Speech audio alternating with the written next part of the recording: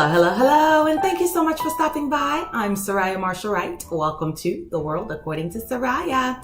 For those of you who do not know, I'm an estate planning attorney in South Carolina, and I help families plan for the unexpected and protect their valuables through strategic planning. All right, so we are at the end of Black History Month, affectionately known as Keeping Your 40 Acres and Mule Month. Throughout this month, over the last couple of weeks, I've barely scratched the surface, but I tried to share tidbits of information with you regarding some things that I think are actually contributing to the wealth gap in America. I'm pretty sure I didn't have to tell you that there's a wealth gap. Clearly, you probably already knew that. I mean, people who look like me others had a significant head start. Let's just put it that way. So when you do not have ancestors who could pass down things to you for a couple hundred years, that clearly makes a difference. But even though I didn't actually get to cover every single thing I wanted to share with you this month, I do have an important takeaway.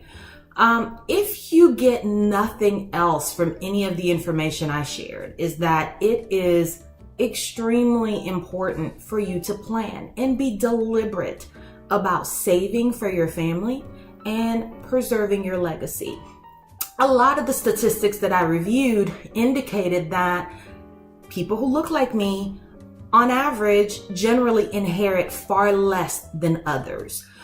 When they were doing these statistics, they focused on Black educated families because education is kind of the equalizer here.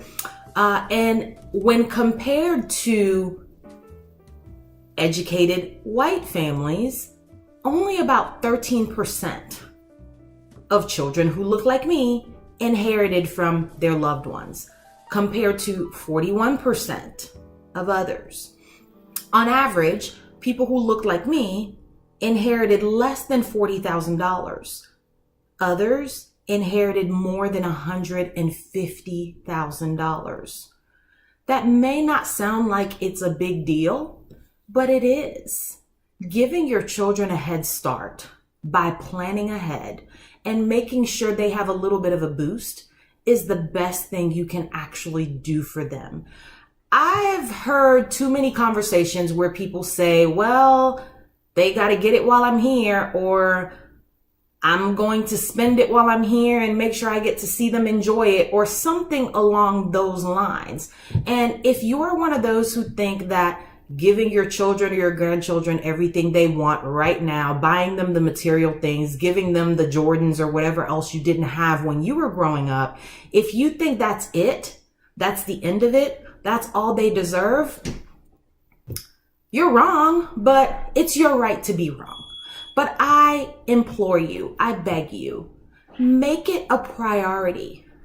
Be deliberate about saving for your family, about preserving your legacy, and about making sure that your children and grandchildren have a little bit of a boost to help them navigate through this wealth gap dilemma. It isn't something that we're going to bridge overnight. It isn't something that we're going to fix just by drafting a will. But if we each commit to being deliberate and to planning for future generations and to making sure they have a little something to start off, that will help. All right. One of the ways that you could do that is by getting life insurance. And there are other ways which we'll be more than happy to discuss with you, but leave something for your family, give them a boost, help them. All right. If you didn't know that leaving your loved ones without a little head start is actually detrimental to them living their best life, now you know, and you could do something about it. All right. And I'll see you next time.